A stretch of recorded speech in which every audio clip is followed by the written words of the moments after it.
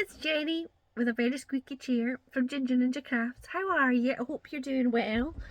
I'm going to move in a wee bit and try and not move. I think I need some WD-40 on my chair. Anyway, I am here with a little introduction to today's video. So I'm going to show you me making a card for a new collaboration, which I am not involved in at all. I'm just jumping on their coattails. So this is hosted by Monika, who is Crafting with a Quilling Lady, and I will tag her in the description box below. And it's called flowercraftfest is the hashtag. And I believe I'm right in saying anybody can share videos or photographs on Instagram or whatever with that hashtag. The lovely ladies, I think there's about half a dozen of them, who are releasing videos every few days. I think there's been 2 out already, and there is another one coming out on Friday, I believe, which is tomorrow.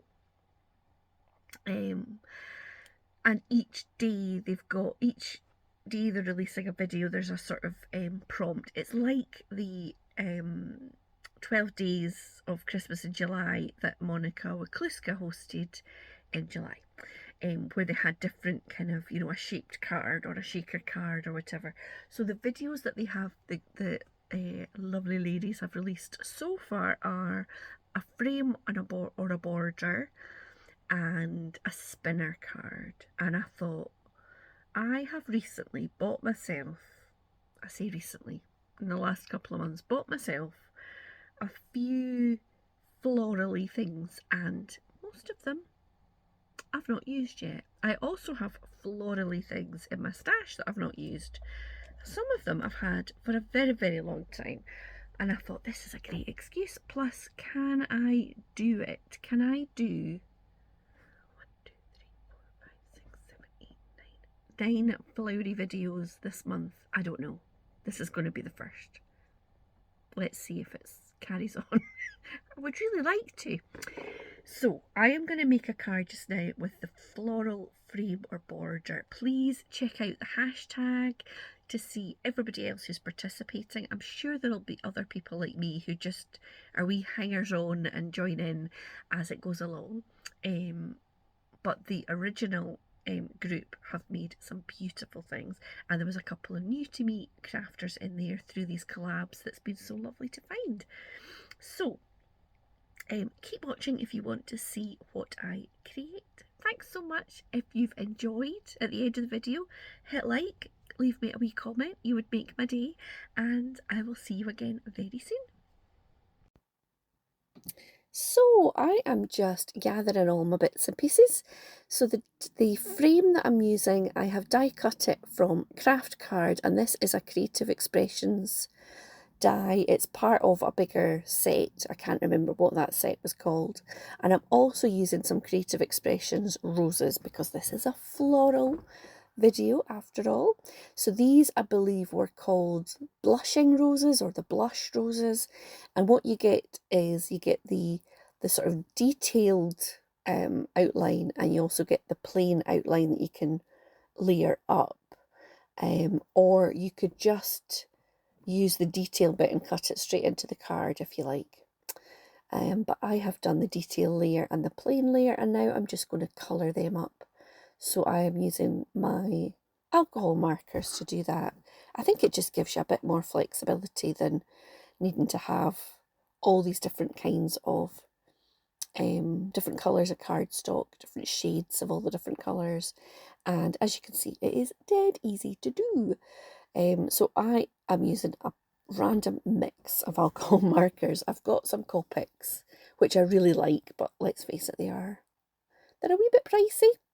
I've got some Nouveau ones, which I also like, and I've got some tri-blends from Spectrum Noir, and I think they're all good. I do like the brush tip of the Copics. So I'm just going in and adding a bit of colour. I do keep going back to this top layer of the pink one because I keep missing bits, but I've just taken off a wee sticky bit from the tape from when I was cutting out that yellow base layer. And yeah, just going in, adding, and then I think, oh, it needs a wee bit more to it, that one, I think. So just needed a bit more contrast between the top and the bottom layer. So I realise I've missed a bit. This happens a couple of times. And then I'm just going to add a little bit of glue. Oh, my computer's making noises. So the only really tricky bit is to layer up the top and the bottom. But that's not really too complicated here. You'll see I just have to turn it a couple of times before I find the pattern that matches. And then what I go in and do here is just add a little bit of shading around that bottom layer once I know where the top marks are. And I think I forget to do this on the yellow one actually when I look at it now, but I think it does make a little bit of, kind of makes it look a wee bit more real, a bit of dimension there. So I do that. Twisty, twisty. That's it. Found its spot. And yeah. So for this frame, I decided that I wanted to double it up. So I've die cut it twice from craft card. So the craft card obviously is quite a good sturdy card anyway. And I like how it looks against pretty flowers and things. It's sort of, I think it's kind of a nice balance. And I don't know why I did that off camera, but anyway, I just glued those two together. And then I'm going to get a card base, which is, it's the kind of 5x5, although I think actually it's just under that, so it fits in a 5x5 envelope.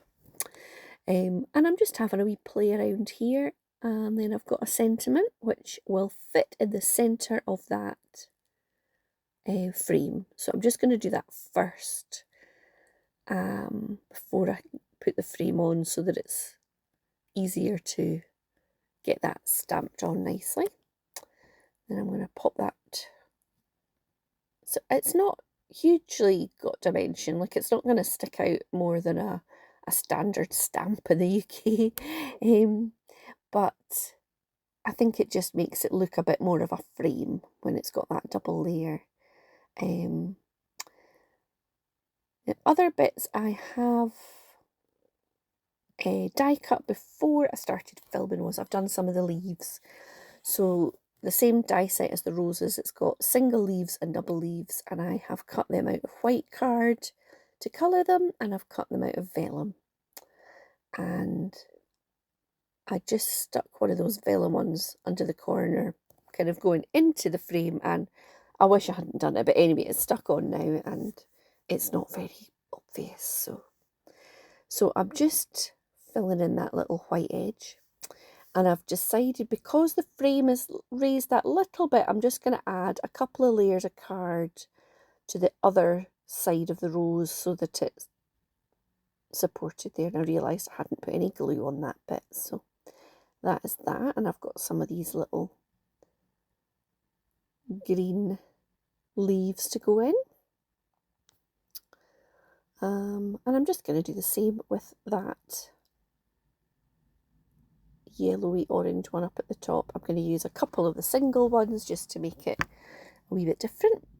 That one's getting a little vellum one there, and I'm putting those leaves on, and then I'm going to cut a wee bit of card to layer up underneath. I realise that's a bit big. It's only a wee rose, Jenny.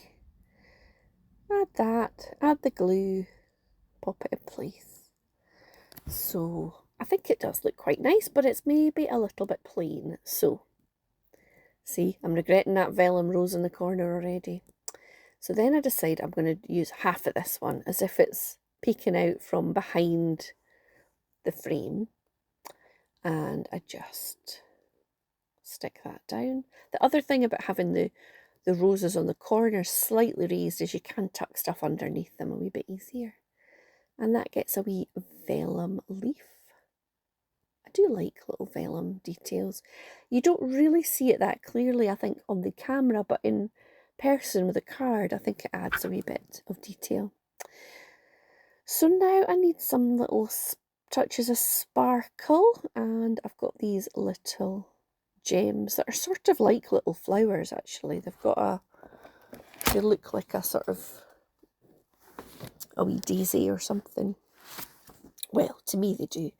So I'm just picking, I've got ones that are kind of complementary to the orangey yellow and the sort of dusky pink kind of rose. So I'm just adding those.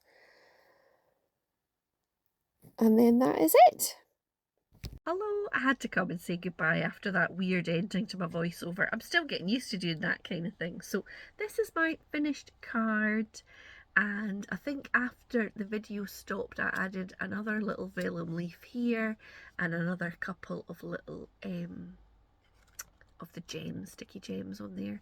And I also just wanted to say I got a new stamp for the back of my cards, and so this was the first card that I added it to. I ordered it on Etsy from a lovely Etsy business, if anybody's looking for one, called